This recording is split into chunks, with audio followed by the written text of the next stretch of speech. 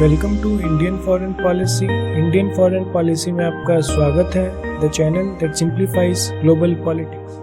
देखिए, आपने अभी तक न्यूज़ सुन ली होगी कि इंडिया को G7 के समिट के अंदर इनवाइट किया गया है, जिसे हमारे कंट्री के प्राइम मिनिस्टर नरेंद्र मोदी जी वर्चुअली अटेंड करेंगे। इस बार का G7 समिट यूनाइटेड किंगडम की प्रेसिडेंसी के अंडर हो रहा है और यूनाइटेड किंगडम के प्राइम मिनिस्टर बोरिस जॉनसन इसे ऑर्गेनाइज कर रहे हैं। इसके अंदर इस टॉपिक में आगे बढ़ने से पहले मैं आपसे क्वेश्चन पूछना चाहूंगा, G7 का एस्टेब्लिशमेंट कब हुआ था, ये मुझे आप बताइए। ये क्वेश्चन है आपका। ऑप्शन है आपके 1975, 1972, 1984, 1947, ये आप मुझे बताइएगा। नेक्स्ट चीज हम देखते हैं G7 और इंडिया। इसके अंदर पहले हम G7 का हिस्ट्री जान लेते हैं।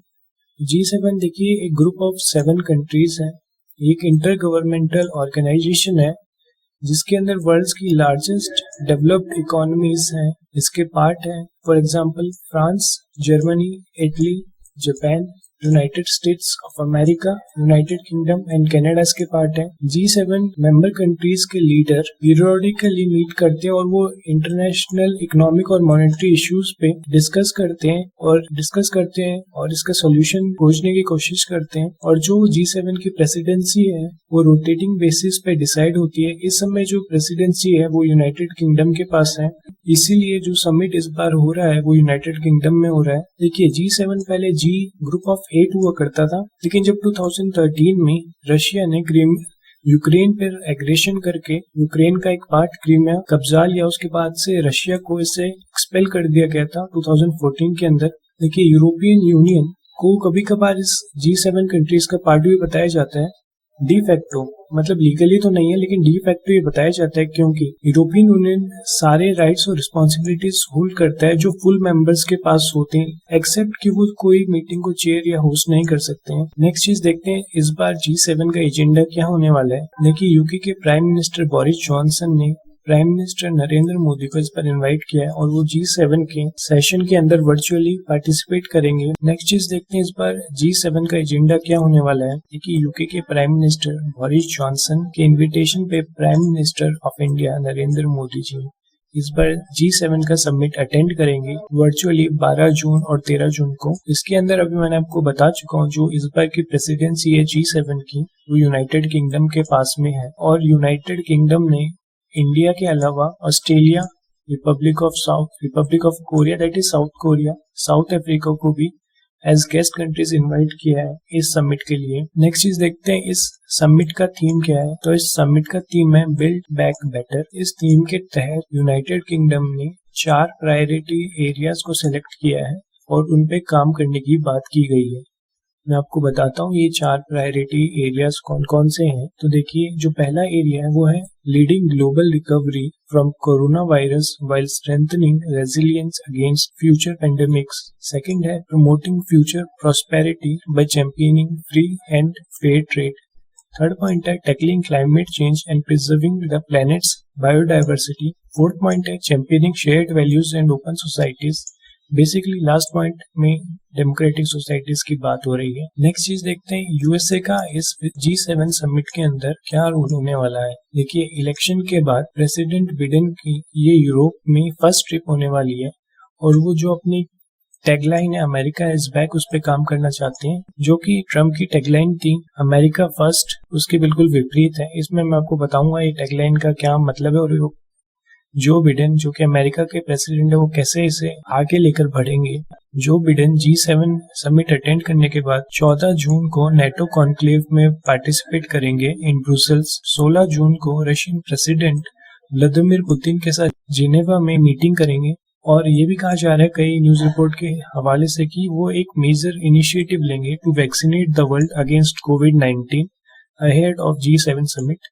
तो वो कैसे करेंगे। देखिए, कुछ यूएस मीडिया रिपोर्ट्स बता रही हैं कि जो बिडेन एडमिनिस्ट्रेशन है वो 500 मिलियन डोजेस ऑफ फाइजर और BioNTech vaccine international distribution के लिए बाय करेंगे और ये डोजेस ज्यादातर डेवलपिंग कंट्रीज की तरफ एम्ड होंगे। नेक्स्ट चीज देखते हैं, जो यूनाइटेड स्टेट्स ऑफ अमेरिका के नेशनल सिक्योरिटी एडवाइजर है उन्होंने कहा है, एक बहुत ही इंपॉर्टेंट स्टेटमेंट दिया है, वो है कि we were the arsenal of democracy in world war II। We are going to be the arsenal of vaccine. United States of America के नेशनल सिक्योरिटी एडवाइजर उन्होंने एक बहुत इंपॉर्टेंट स्टेटमेंट दिया। उन्होंने कहा कि we were the arsenal of democracy in world war 2। इस समय वो आर्सेनल ऑफ वैक्सीन की बात कर रहे हैं। We are going to be the arsenal of vaccine in today's world. Arsenal of vaccine मतलब जो भी वैक्सीन कंट्रीज को जाएंगे उसके अंदर यूएसए का बहुत बड़ा रोल रहने वाला है, ये जेक सुलाइवन ने कहा है। और उन्होंने आगे ऐड किया है कि the group of 7 will make a further joint declaration on a comprehensive plan to help and end this pandemic as rapidly as possible. Next चीज देखते हैं, वह है बिडेन एंड पुतिन मीटिंग से रिलेटेड। जो बिडेन अपने इलेक्शन कैंपेन और elect होने के बाद रशिया के ऊपर काफी हार्श रहे हैं और उन्होंने काफी इकोनॉमिक सैंक्शंस भी इम्पोज किए हैं, तो अचानक से ये मीटिंग क्यों की जा रही है इस बारे में बात करते हैं। जैसे मैंने आपको बताया रिलेशंस खराब रहे हैं। कई एनालिस्ट ये भी कहते हैं कि कोल्ड वॉर के बाद से जो United States of America and Russia के रिलेशंस हैं वो लोवेस्ट लेवल पे पहुंच चुके हैं इस समय।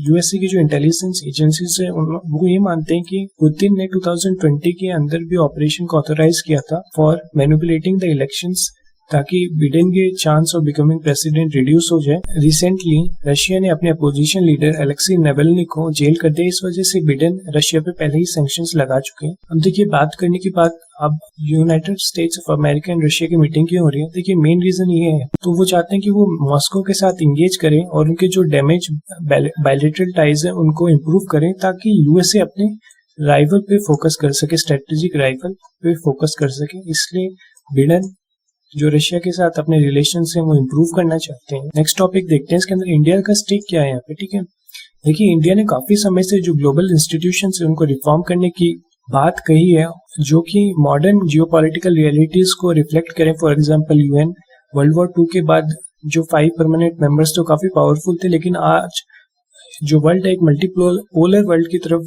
जा रही है। इसलिए इंडिया चाहता है कि इंडिया को भी यूनाइटेड नेशन सिक्योरिटी काउंसिल के अंदर सीट मिले, और जो बाकी ग्लोबल इंस्टीट्यूशंस हैं उनके बारे में भी इंडिया का सेम थॉट है कि इंडिया को उन ग्लोबल इंस्टीट्यूशंस के अंदर एक प्लेस मिलना चाहिए, क्योंकि इंडिया एक एमर्जिंग पावर है।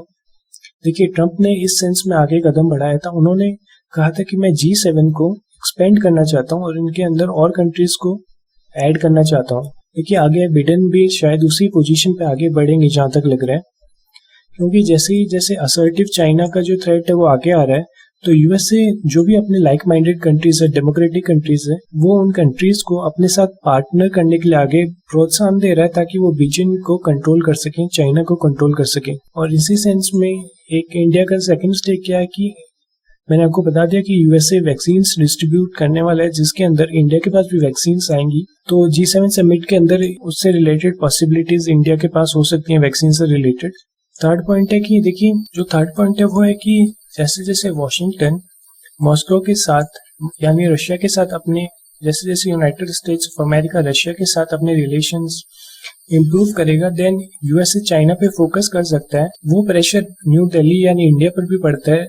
जैसे आपने सुना होगा United States of America India को S-400 रशिया से बाय करने के लिए थ्रेटन कर रहा है सैंक्शन की वजह से। अगर यूएसए का फोकस चाइना पे शिफ्ट होता है तो इंडिया को रिलीफ मिलेगा और इंडिया का जो पॉलिसी कॉरिडोर है, फॉरेन पॉलिसी कॉरिडोर की स्पेस वो इंक्रीज हो जाएगी। देखिए नेक्स्ट चीज देखते हैं, इस पूरे इंसिडेंट का एक स्ट्रेटेजिक एनालिसिस करते हैं। देखिए ये जो समिट है इसके अंदर prime minister Narendra Modi participate करेंगे, तो एक कन्वर्जेंस का काम करेगा between India and the west. West के अंदर वो डेवलप्ड कंट्रीज आती है, mostly countries of North America, Europe, ये कंट्रीज आती है ज्यादातर डेवलप्ड कंट्रीज के अंदर। सेकंड पॉइंट है कि जो वेस्ट है वो ग्लोबल फाइनेंशियल क्राइसिस के बाद डिक्लाइन में है। 2008 के बाद से उनकी जो राइज की स्पीड है वेस्ट की वो काफी ज्यादा डिक्रीज हुई है, और उसी समय चाइना ने भी अपना रैपिड राइज किया। तो आप एक रिलेटिव टर्म में देखें तो जो वेस्ट की राइज करने की पावर है वो डिक्रीज हुई है, और जो चाइना की पावर है, चाइना ने 2008 फाइनेंशियल क्राइसिस के बाद काफी अच्छे से रिकवर किया था। तो देख सकते हैं इस वजह से। और जो नेक्स्ट थिंग है वो है कि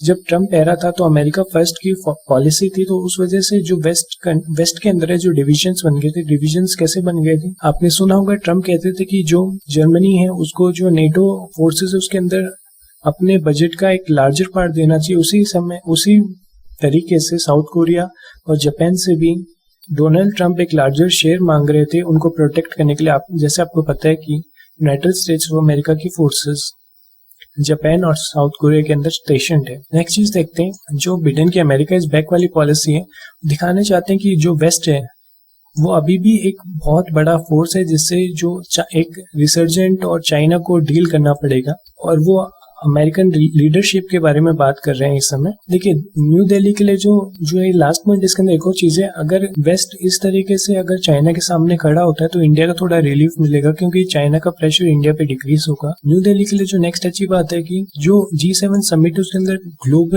ग्लोबली डेवलप्ड कंट्रीज आती हैं, तो इंडिया का जो स्टेक है ग्लोबल पॉलिटिक्स के अंदर वो इंक्रीज होगा और अपनी पार्टनरशिप यूएस और यूरोप के साथ इंडिया इंक्रीज कर सकता है। नेक्स्ट चीज देखते हैं, देखिए डोनाल्ड ट्रंप की अमेरिकन फर्स्ट पॉलिसी ने जो वेस्ट को वीकन किया था, जो यूरोपियन अलाइज हैं यूनाइटेड स्टेट्स ऑफ अमेरिका के, उनको अपने हाल पे छोड़ दिया था ट्रंप ने थोड़ा, तो उसे अब बिडेन चेंज कर रहे हैं। और जो नेक्स्ट चीज वो कर रहे हैं कि इंडिया को ग्लोबल आर्किटेक्चर के अंदर लेके आ रहे हैं। फॉर एग्जांपल जो ट्रंप एडमिनिस्ट्रेशन थी उन्होंने इंडिया को अफगान पीस प्रोसेस की टॉक्स में इन्वाइट नहीं किया था, लेकिन बिडेन एडमिनिस्ट्रेशन ने ऐसा किया है, तो आप देख सकते हैं कि वो ग्लोबल आर्किटेक्चर के अंदर लेके आ रहे हैं इंडिया को। नेक्स्ट चीज देखते हैं, चैलेंजेस क्या क्या है इसमें। चैलेंजेस है जो एक एग्रेसिव चाइना उसे डील करना है, क्लाइमेट चेंज है, आपको पता होगा जो डेमोक्रेट पार्टी है यूनाइटेड स्टेट्स ऑफ अमेरिका, वो LGBT community, climate change, racial issues है, इन पे ज्यादा फोकस करती है, तो क्लाइमेट चेंज एक बड़ा फैक्टर है बिडेन की इलेक्शन कैंपेन का।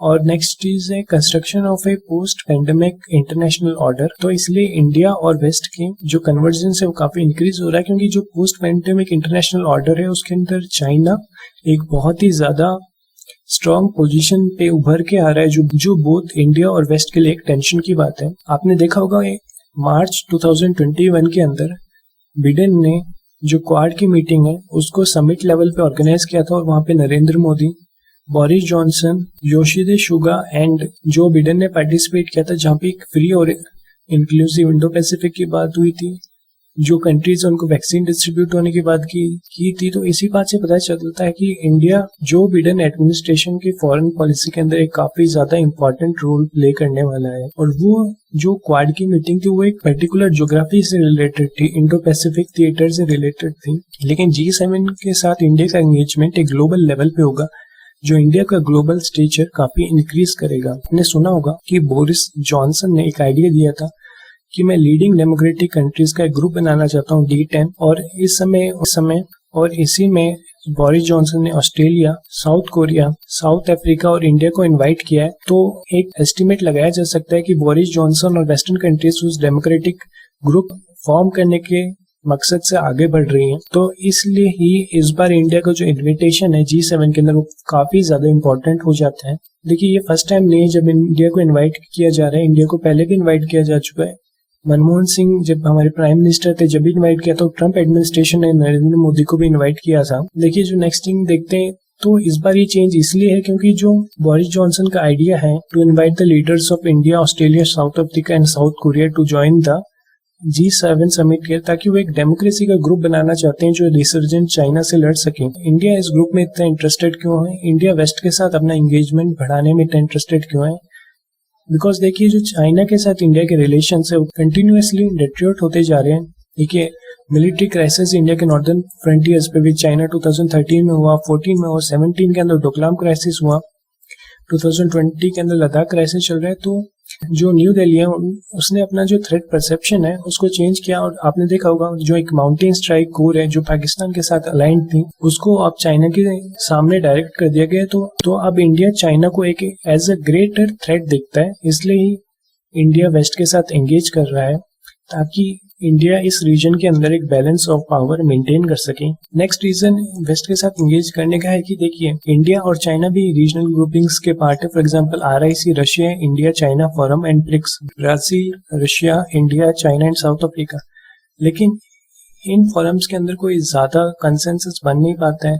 और देखिए चाइना एक मात्र ऐसा परमानेंट मेंबर है यूनाइटेड नेशन सिक्योरिटी काउंसिल का जो इंडिया की permanent membership United security council को ब्लॉक करके बैठा है, वो इंडिया की मेंबरशिप को सपोर्ट नहीं करता है। चाइना कहता है कि जब तक India non proliferation treaty sign नहीं करता, जब तक हम उनकी एंट्री अलाउ नहीं करेंगे। देखिए ये इंडिया को एक काउंटर करने का तरीका है क्योंकि चाइना को पता है इंडिया कभी भी एनपीटी ट्रीटी साइन नहीं करेगा, इसलिए चाइना हमेशा इंडिया को यूनाइटेड नेशन सिक्योरिटी काउंसिल का परमानेंट मेंबर बनने से रोक सकता है। जो नेक्स्ट चीज देखते हैं वो देखिए, after the end of cold war India का एक परसेप्शन था कि जो चाइना होगा वो एक नेचुरल पार्टनर होगा in the construction of a multipolar world, जो to limit the dangers of a unipolar world dominated by the United States of America. लेकिन अब दिल्ली को पता चल चुका है कि जो China is the greatest obstacle to India's global aspiration और वेस्ट एक एमर्जिंग पार्टनर है। इसके मैं आपको कुछ एग्जांपल देता हूँ। देखिए पहला एग्जांपल देखते हैं, कोल्ड वॉर एराज पास्ट के अंदर देखिए इंडिया काफी ज्यादा रिसेंट करता था western tilt towards Pakistan on Kashmir question. United nation के अंदर जब भी प्रपोजल आता था कश्मीर से रिलेटेड तो वेस्टर्न कंट्रीज पाकिस्तान को सपोर्ट करते हुए देखती थी। लेकिन आज के समय चाइना है जो कश्मीर क्वेश्चन को बारी बारी यूनाइटेड नेशन सिक्योरिटी काउंसिल के अंदर रेज करता है, और 2019 के कॉन्स्टिट्यूशनल चेंजेस के बाद आर्टिकल 370 को रिमूव करने के बाद जो वेस्टर्न कंट्रीज है वो इंडिया के साथ सपोर्ट में खड़ी हुई दिखती है। मोस्ट इंपॉर्टेंटली फ्रांस, देखिए जो वेस्टर्न कंट्रीज है उसके अंदर भी टेररिज्म का न्यूसेंस काफी ज्यादा है। फॉर एग्जांपल 9/11 फ्रांस के अंदर टेरर अटैक्स होते हैं। चाइना का एटीट्यूड है regarding India's international campaign to contain Pakistan support for cross border terrorism बिल्कुल भी नहीं है। चाइना इंडिया की पोजीशन को रिगार्डिंग इंटरनेशनल टेररिज्म सपोर्ट नहीं करता है। इनफैक्ट आपने देखा होगा काफी बार जब यूनाइटेड नेशन सिक्योरिटी काउंसिल के अंदर इंडिया किसी पाकिस्तानी टेररिस्ट को अंडर रेजोल्यूशन 1267 के अंदर उन्हें इंटरनेशनल टेररिस्ट घोषित करने के लिए रेजोल्यूशन लेके जाता है तो चाइना उसके अंदर वीटो करता है। फॉर एग्जांपल मसूद अजहर के केस में भी चाइना वीटो करता रहा था, लेकिन वेस्टर्न कंट्रीज के कैंपेन के बाद चाइना को बैक डाउन करना पड़ा था। नेक्स्ट चीज है जो इंडिया का ट्रेड बैलेंस है चाइना के साथ वो काफी ज्यादा इंडिया के लिए नेगेटिव है, क्योंकि इंडिया इंपोर्ट बहुत ज्यादा करता है as compare to the export, और जो चाइना का चीप मटेरियल वो इंडिया के डोमेस्टिक मैन्युफैक्चरिंग को काफी ज्यादा प्रॉब्लम में डालता है। इसी कारण आपने देखा होगा न्यू दिल्ली 2019 के अंदर Beijing dominated regional comprehensive economic partnership RCEP से अपना नाम वापस खींच लिया था। और जो चाइना के एग्रेशन के बाद इन लद्दाख आपने देखा होगा कि इंडिया ने जो चाइनीज इन्वेस्टमेंट टेक्नोलॉजी और एप्स का जो इंडियन मार्केट में एसेस है वो भी डिक्रीज कर दिया था। नेक्स्ट चीज देखते हैं, देखिए इंडिया रिलेक्टेंट है China led Asian economic order के साथ, क्योंकि चाइना एक इंपीरियलिस्ट पावर है, वो अपने कंट्रीज के लैंड कब्जाना चाहता है। इसलिए जो एक बेटर ऑप्शन इंडिया देखता है वो है turning towards the west. For example US, UK, European union and others for trade agreements. Last point बताने से पहले मैं आपको एक क्वेश्चन देना चाहता हूँ। देखिए हर कंट्री अपने नेशनल इंटरेस्ट के हिसाब से चलती है। अगर United States of America and other western countries India को इस समय सपोर्ट कर रही है तो वो इसलिए है क्योंकि उनके इंटरेस्ट में है कि एक राइजिंग चाइना को कंट्रोल करे जो उनकी पावर को चैलेंज कर रहा है। इसलिए इंडिया को इसके अंदर एक मैरिज रिलेशनशिप के साथ नहीं जाना चाहिए। इंडिया को सिर्फ अपने नेशनल इंटरेस्ट देखने चाहिए इसके अंदर, और वेस्टर्न कंट्रीज के साथ कॉपरेशन को एवेन्यूज के लिए सोनली अपने नेशनल इंटरेस्ट के लेंस से देखना चाहिए, ना कि एज इफ कंप्लीट फ्रेंडशिप। जो लास्ट में मैंने आपसे क्वेश्चन पूछा था उसका मैं आंसर आपको दे देता हूँ। जो G7 का एस्टेब्लिशमेंट है वो 1975 के अंदर हुआ था। आई होप आपको कोई इन्फॉर्मेशन मिली होगी। Thank you very much.